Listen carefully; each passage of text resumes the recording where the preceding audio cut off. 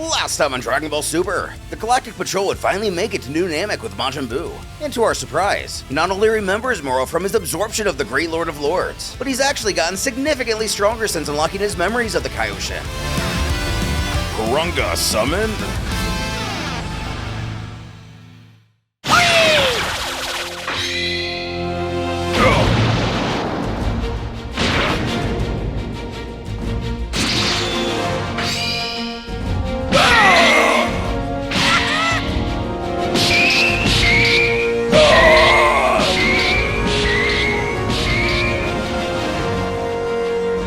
Really keeping up the beating. Everyone else looks on in awe, cheering him on to keep it up. At this rate, they're not even gonna need the Lord of Lords special ability.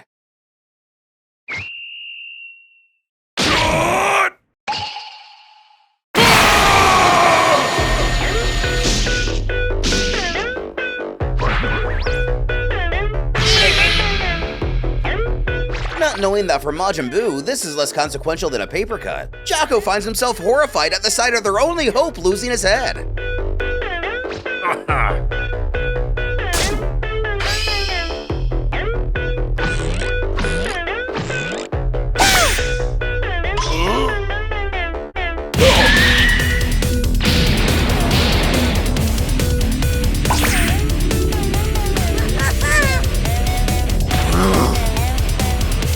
Spectating nearly the full array of his strange powers, Jocko stands aghast at his unconventional way of fighting. And being on the other side of this only about 6 years ago now, Vegeta can't believe that this creature's absurd abilities are actually working to their advantage. However, out of the three of them, Goku's the one who finds himself pondering something. He hasn't seen Buu fight in a long while. Moro's magic doesn't work on him, but it also seems like he's gotten stronger. A statement that titillates Miras. He speculates that perhaps unlocking those memories with the Lord of Lords somehow unleashed his latent potential. Worth noting that in the manga, Buu is never shown training for the Tournament of Power like he is in the anime. His fight with Basil also never takes place, so it's generally considered that those events simply don't take place in this version of Super's canon. So for simply unlocking the Grand Supreme Kai's memories to have this much of an impact on his battle ability, this is quite unexpected.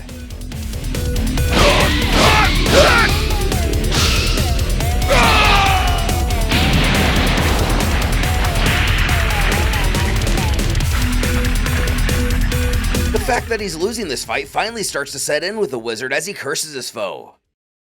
Like many villains before him, he furiously grunts that if only he had this, if only he had that. If only he had his full magic. If only he could devour this entire world like he could with ease in the days of his youth. I wouldn't possibly lose to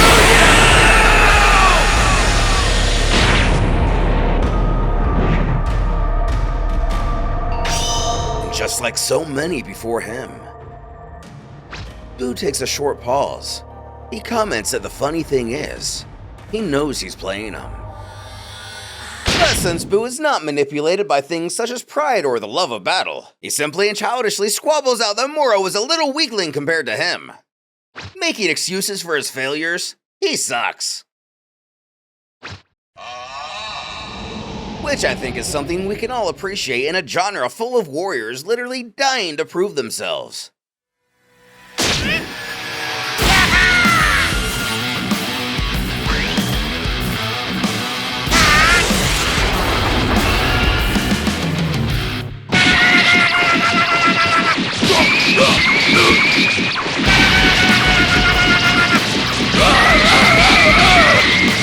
With the fight continuing in their favor, Goku exclaims he's winning! It's actually working!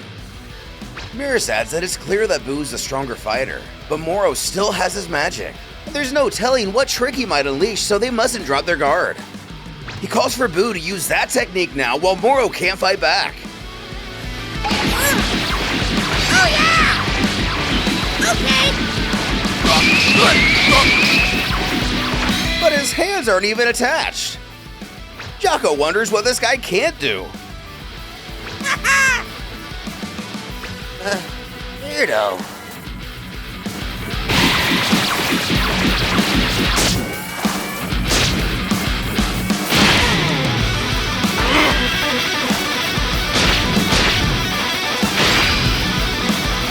Buu restrains the fiend, he shouts out, "Here I go!" ready to unleash the attack the Galactic Patrol enlightened him to.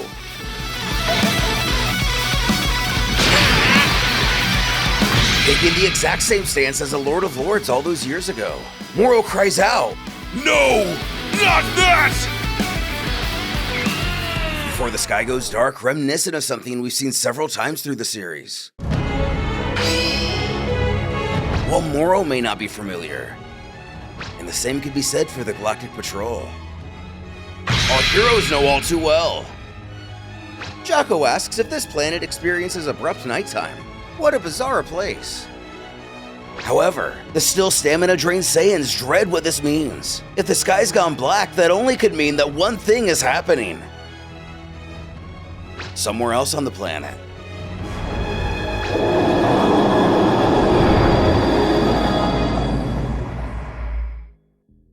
Cranberry has managed to kill a few Namekians and summon Puehringer himself. But how? The Namekian Dragon Balls can only be used in their native language. The battle-worn felon can't help but smile that this is the mighty Puehringer. But wait, the Namekian child. Isn't that? And what's this device hooked up to him? And confirming our fears, Mori is seen to be one of the downed adult Namekians. Cranberry must have found the Elder, Eska, and the guy who wasn't important enough for a name. Though spotting Mori still clinging to life.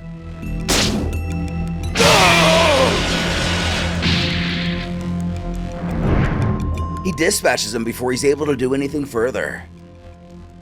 He chuckles that he might not look like much, but he used to be an elite trooper in Frieza's army. These old Namekian farts and some kid are no match for him. And I know he just got into a pretty rough shipwreck, but given his present condition, he may want to tone down that confidence just a tad. Back at the battle, our heroes are able to catch just the faint glow of the dragon in the distance. That must be Puehringer, prompting a reaction from Iris. But what specifically is he reacting to? The Saiyan's knowledge or the name Puehringer? Goku deduces it must be Moro's friend. He must have summoned the dragon, causing Vegeta to point out that the old man and the others, he can't sense their ki. This even takes the attention of Majin Buu and Moro.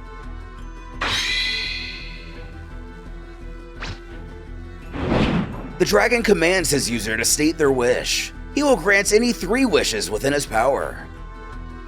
And first off, Cranberry worries that he's on his last leg, so he wants to be healed. It appears that the device attached to Eska takes the words of one person and allows or forces the second person to say the same, but in presumably their native language. As the boy reiterates this desire in a way Puehringer accepts, the serpent announces that his first wish is granted. Just as expected, Cranberry looks at himself feeling good as new. While we already know the first wish is rather benign, our heroes know they can't allow him to make any wishes. Moving as fast as his body will let him, Goku ushers Vegeta to get over there with him.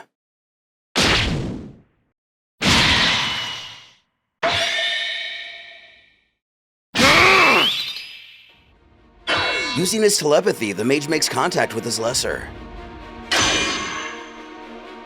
Hearing him in his head, a confused Cranberry has to make sure this is actually Moro.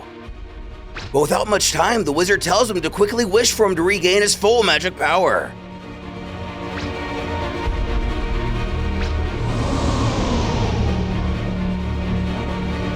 Really thinking deep and hesitating, Moro demands to know what the delay is. Those two from the Galactic Patrol make for his position as they speak. Time is of the essence. That's when the henchman meekly asks about his own wish, to escape to some outlying planet. Moro assures that the third wish is his own to use as he sees fit, but only after his own are granted. Cranberry must know this before he acts. If he double-crosses him now, he will never know peace. He will chase him down to the ends of the universe. To which, the former soldier figures fair enough. As the towering dragon inquires of his second wish, Cranberry utters the words which very well may doom the universe. Give Moro back his full magic power. As we hear a mind-controlled Eska echo these words in the background for Puehringer to understand. Very well. Your second wish is granted.